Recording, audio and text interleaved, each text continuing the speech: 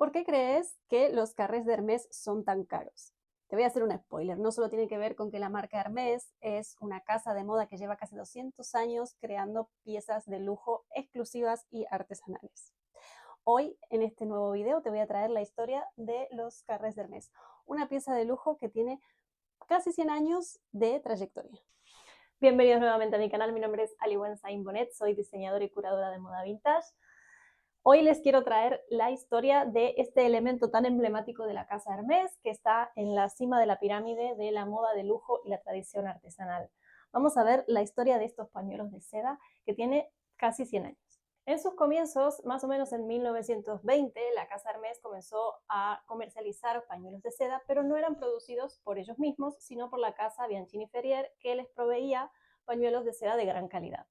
Fue en 1937 cuando Robert Dumas, el yerno de Émile Hermès, la casa Hermès es una casa de tradición familiar de muchas generaciones, se dedicó a esta pasión desde lleno.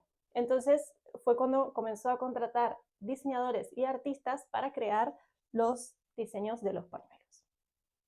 El primer diseñador que trabajó haciendo pañuelos para Hermès fue Hugo Brica, quien diseñó uno de los más emblemáticos y más reeditados de todos los tiempos, que es el diseño de bridas de gala.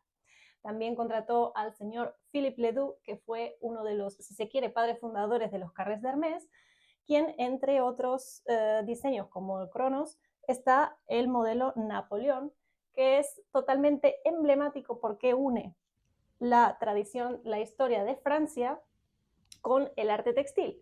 El pañuelo Napoleón es uno de los también más reeditados y más coleccionables y más buscados por los coleccionistas. Los elementos que tiene el pañuelo, además de la precisión de muchos detalles, es lo que hace que el pañuelo sea realmente revalorizado con el tiempo. Las águilas, las abejas imperiales, los diseños, las medallas, todo esto reúne la historia de Francia con la tradición del arte artesanal que tiene Hermès. Esto hace que este pañuelo sea muy buscado entre coleccionistas y que se va revalorizando con el tiempo.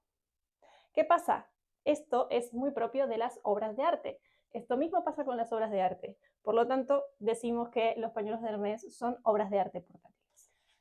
En total hay más de 2000 diseños de pañuelos en los archivos de Hermès y más de 150 artistas de diferentes partes del mundo han colaborado y han plasmado sus obras sobre la seda. Vamos a hablar un poco ahora del proceso de fabricación, de producción, de estampación de estos pañuelos que se hace a través de serigrafía. En la serigrafía, cada color se imprime por capas, con una plantilla, con una pantalla, con un chablón, en realidad es el nombre técnico. Cada color tiene un chablón diferente. Normalmente la mayoría de los pañuelos de seda suelen estamparse en unos 10 colores diferentes, pero los diseños de Hermès tienen entre 20 y 30 colores y algunos pañuelos han llegado a tener hasta 46 colores diferentes en un mismo diseño. Si cada capa tarda más o menos unas 20 horas en estamparse, hay pañuelos que tardan hasta 700 horas en acabarse. Es un trabajo brutal que hay detrás de cada pañuelo, sin mencionar la preparación de las placas, el diseño, etc. Un pañuelo de Hermès tarda aproximadamente 18 meses en crearse, o sea, desde que se crea el diseño, el boceto del diseño, hasta que está listo para la venta. O sea que imagínense todo el tiempo de trabajo artesanal que hay detrás de una de estas piezas. En sus comienzos, Hermès utilizaba seda de importación china para sus primeros diseños de pañuelos. Actualmente, la seda proviene de sus propias granjas de seda ecológica que se encuentran en el Paraná, en el estado del sur de Brasil. De allí, la seda se traslada a Lyon, que es el centro de la industria de la seda europea desde el Renacimiento. Y desde ahí, los hilos de los capullos de seda se tejen en telas de seda donde se estampan los pañuelos. La seda que utiliza Hermès es la seda certificada grado 6A, que es la de mayor calidad que existe en este momento en el mercado. Para un solo carré de Hermès se necesitan 450.000 metros de seda, o lo que equivale a 300 capullos de seda virgen. Estamos hablando de una gran cantidad de materia prima de mucha calidad. Luego de que el pañuelo se estampa, se lava, se seca y se orilla a mano, es decir, que el rouloté se hace a mano también. Este es uno de los primeros puntos a tener en cuenta a la hora de mirar y ver si el pañuelo de Hermès es auténtico o no. Lo primero que hay que mirar es que el rouloté esté hecho a mano, el orillado esté hecho a mano. Ningún pañuelo auténtico de Hermès tiene el dobladillo hecho a máquina. Ese es el punto número 1. Y ahora vamos a ver otros puntos para identificar a simple vista si un pañuelo Hermès es auténtico o no. Luego tenemos la marca de Hermès París, tiene que figurar sí o sí en cualquier parte del diseño. En alguna parte tiene que figurar la firma Hermès París. Otra cosa que tiene que figurar también es el nombre del diseño del pañuelo.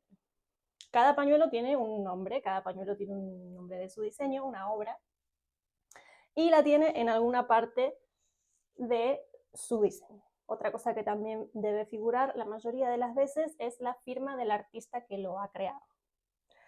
Y el último punto que podemos mirar para saber si un pañuelo de Hermès es auténtico o no es la precisión de su estampado.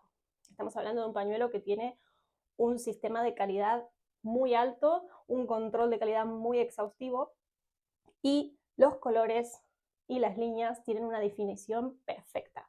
Si hay bordes borrosos o transferencias de color, es posible, muy posible que sea un pañuelo de imitación. Y ahora, volviendo a la pregunta, ¿por qué un carré de Hermès es tan caro? Espero que haya quedado claro el por qué. Estamos hablando de años de tradición, trabajo artesanal, materiales de alta calidad, artistas que crean sus obras específicamente para la marca, que están detrás de este objeto, este pañuelo, este artículo que uno puede vestir y llevar encima. Estamos hablando de obras de arte portátiles. Espero que les haya gustado este video. Suscríbanse y síganme para más análisis de prendas vintage, de historia de la moda y por supuesto también los tutoriales de crochet. Nos vemos en la próxima.